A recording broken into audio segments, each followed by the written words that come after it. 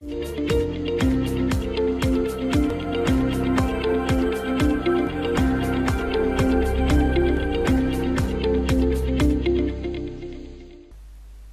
वालेकुम। आज के इस वीडियो में हम सीखेंगे कि किस तरीके से हम MS वर्ड को यूज़ करते हुए इसके अंदर जो हमारे पास डाटा होता है यानी जो हमारे पास पेजेस होते हैं, किस तरीके से हम अपने पेजेस की सेटिंग कर सकते हैं और पेजेस की सेटिंग करने के साथ साथ यानी अपने पेज के ऊपर किस तरीके से ब्रेक्स लगा सकते हैं और जो हमारे पास इसके अंदर डाटा हो यानी टेक्स्ट हो, अगर हमने ये देखना हो कि वो हमारे पास कितनी लाइनों के अंदर है, हम वो कैसे देख सकते हैं। इसके अलावा हम पैराग्राफ की सेटिंग कैसे कर सकते हैं। हमने पिछली वीडियो में सीखा था कि किस तरीके से MS वर्ड को यूज़ करते हुए हम यहाँ पे ऊपर कोई बटन ऐड कर सकते हैं। अगर वो वीडियो आपने नहीं देखी तो आप इस वीडियो पे मौजूद आई बटन पे क्लिक करके प्लेलिस्ट में जाके वो वीडियो वॉच कर सकते हैं। अब हम देखेंगे कि किस तरीके से हम अपने पेज की सेटिंग करते हैं और सेटिंग करने के साथ साथ पैराग्राफ की सेटिंग करते हैं। उसके लिए मैं इस पेज को यहाँ से थोड़ा कर लेती हूँ जूम। ये मैंने जूम कर लिया, बल्कि मैं थोड़ा कम कर देती हूँ, लाइक इतना। ये मैंने इतना जूम कर लिया। जूम करने के बाद इसकी सेटिंग के लिए यानी पैराग्राफ की सेटिंग के लिए और पेज की सेटिंग के लिए हम यहाँ से जाएंगे पेज लेआउट के टैब में। ये मैंने इसके ऊपर क्लिक किया तो आप देख सकते हैं कि इसके अंदर जितने भी ऑप्शन थे वो हमारे सामने डिस्प्ले हो चुके हैं। अब हमने देखना है कि किस तरीके से हम अपने किसी भी पेज के ऊपर कोई ब्रेक लगा सकते हैं। अगर हम ब्रेक की बात करें तो आप यहाँ से इसका प्रीव्यू भी देख सकते हैं। ब्रेक बेसिकली हम कहते हैं किसी भी पेज को दूसरे पेज से सेपरेट करना, यानी अगर एक पेज पे काम करते हुए हम उस पेज को दूसरे पेज से सेपरेट करना चाहें तो किस तरीके से हम सेपरेट कर सकते हैं। मैं इसके ऊपर क्लिक करती हूँ तो आप यहाँ पे इसका प्रीव्यू भी देख सकते हैं। ये देखिए हमारा पेज ब्रेक लगने के बाद इस तरीके से नज़र आएगा, यानी ये ऊपर वाला पेज अलग हो जाएगा और नीचे वाला पेज अलग हो जाएगा। इसी तरीके से कॉलम के हवाले से भी है यहाँ पे ऑप्शन, यानी अगर आप कॉलम को रैप करवाना चाहें यानी कॉलम के अंदर ब्रेक लगाना चाहें, जिस तरीके से हम इस ऑप्शन का यूज़ करके कर सकते हैं। आप यहाँ से वो भी कर सकते हैं। इसी तरीके से टेक्स्ट को कैसे रैप करवा सकते हैं वो आप यहाँ से देख सकते हैं, लेकिन हम यहाँ से यूज़ करेंगे पेज ब्रेक को।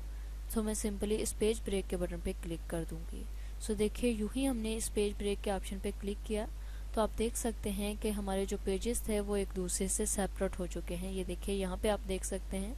अगर आप यहाँ से इसे ऊपर नीचे करना चाहें तो वो भी कर सकते हैं, लेकिन वो हम यहाँ से नहीं करेंगे।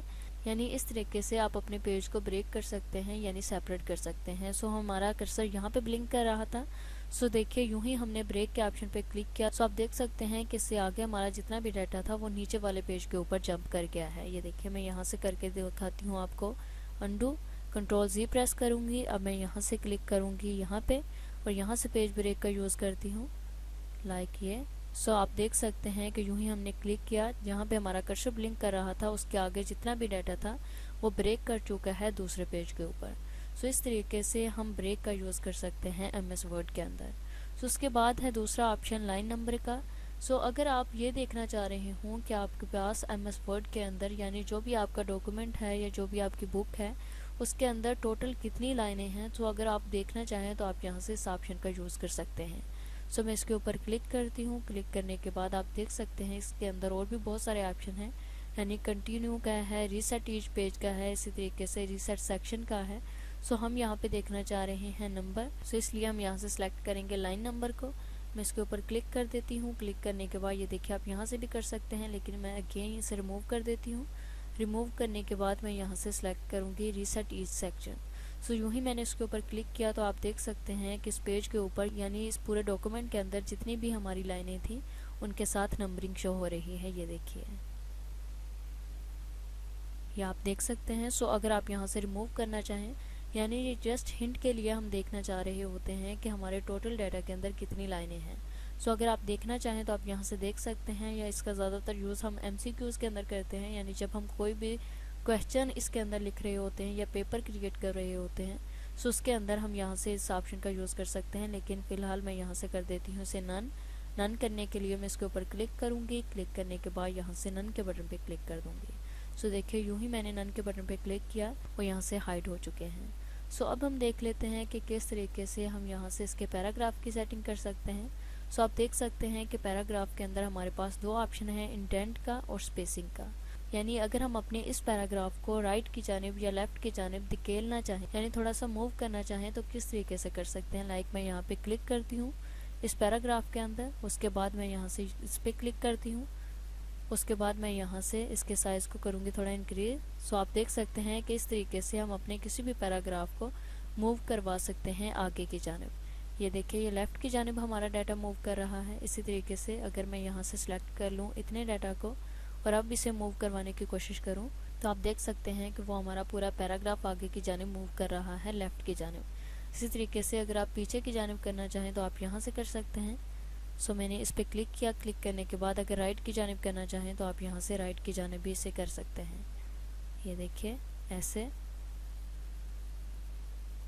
सो ये पैराग्राफ की सेटिंग होती है, यानी अगर आप अपने पैराग्राफ के अंदर कोई ऐसी चेंजिंग करना चाहें तो आप यहाँ से कर सकते हैं। उसके बाद है हमारा स्पेसिंग का। अगर आप अपने पैराग्राफ के अंदर स्पेस देना चाहें तो वो कैसे दे सकते हैं, उसके लिए हम यूज़ करते हैं इन ऑप्शन का। ये देखिए, ये बिफोर है और ये आफ्टर है। सो मैं इसके अंदर क्लिक करती हूँ। क्लिक करने के बाद पहले मैं इसे सिलेक्ट करूँगी। सो ये मैंने 2 पैराग्राफ सेलेक्ट कर लिया। सेलेक्ट करने के बाद मैं यहाँ पे क्लिक करती हूँ। सो आप देख सकते हैं कि किस तरीके से हम अपने पैराग्राफ के अंदर स्पेस दे सकते हैं।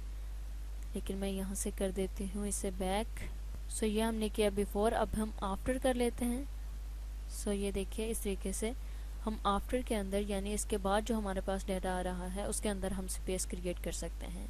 सो ये पैराग्राफ की सेटिंग थी। सो आई होप कि ये आपको समझ आ गई होगी कि किस तरीके से हम ब्रेक लगा सकते हैं, नंबरिंग लगा सकते हैं, इसके अलावा इंडेंट का यूज़ कर सकते हैं और स्पेसिंग का यूज़ कर सकते हैं अपने पैराग्राफ के अंदर। सो अगर इससे रिलेटेड आपका कोई भी क्वेश्चन हो या कहीं से किसी चीज़ की समझ ना आई हो सो आप कमेंट सेक्शन में टाइप करके हमसे पूछ सकते हैं। Thanks for watching. Best of luck.